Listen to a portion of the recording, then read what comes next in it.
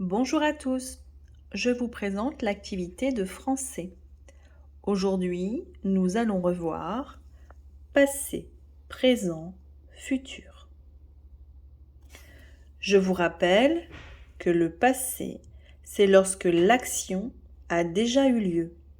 Elle s'est déjà déroulée, elle s'est déjà passée. Hier, avant-hier, la semaine dernière, l'an passé. Le présent, c'est lorsque l'action est en train de se passer. Elle a lieu maintenant, en ce moment, aujourd'hui. Lorsqu'on est au futur, cela veut dire que l'action ne s'est pas encore passée. Elle aura lieu bientôt, demain, après-demain, la semaine prochaine, l'an prochain. Exercice 1. Indique par une croix si ces phrases sont au passé, au présent ou au futur.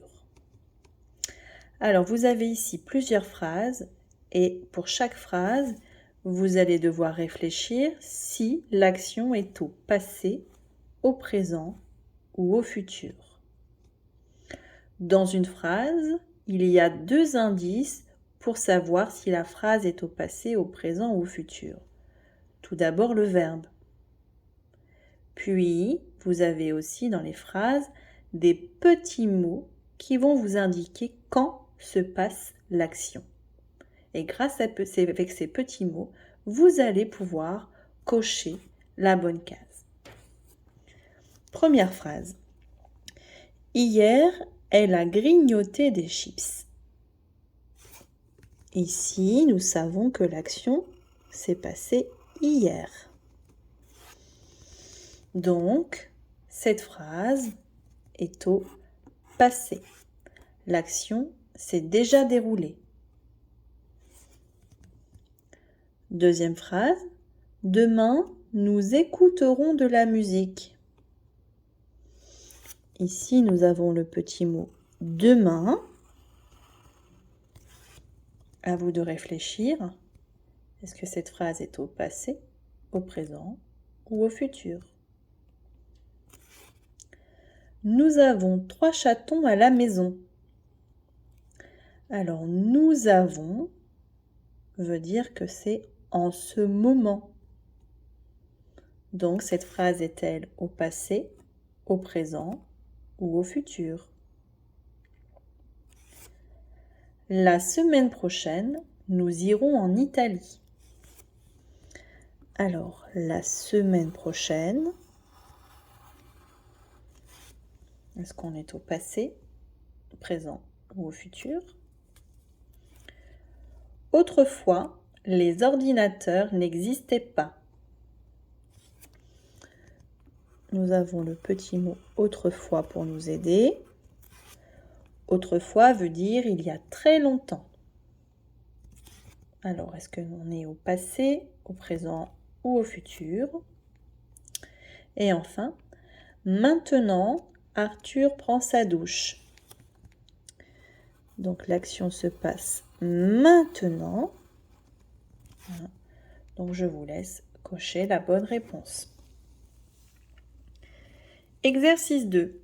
Complète les phrases en y ajoutant l'un des 3 mots. Hier, aujourd'hui, demain. Hier, c'est un petit mot qui indique que l'action s'est déjà passée. Donc hier est un mot qui va être utilisé dans les phrases au passé. Aujourd'hui indique que l'action est en train de se passer.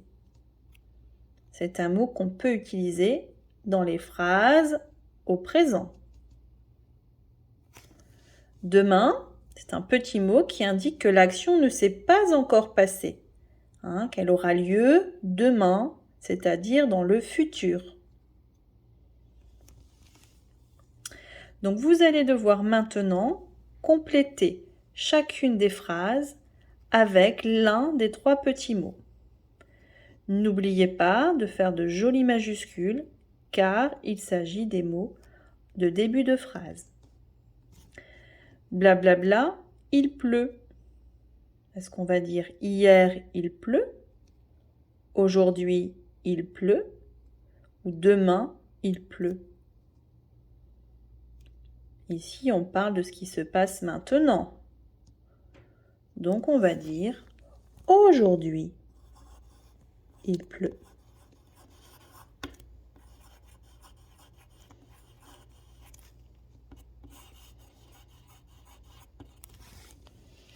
Ensuite, à vous de réfléchir. Blablabla, nous irons à la pêche. Ou de compléter avec le mot manquant. Blablabla, il fera beau. Blablabla, Sophie était malade.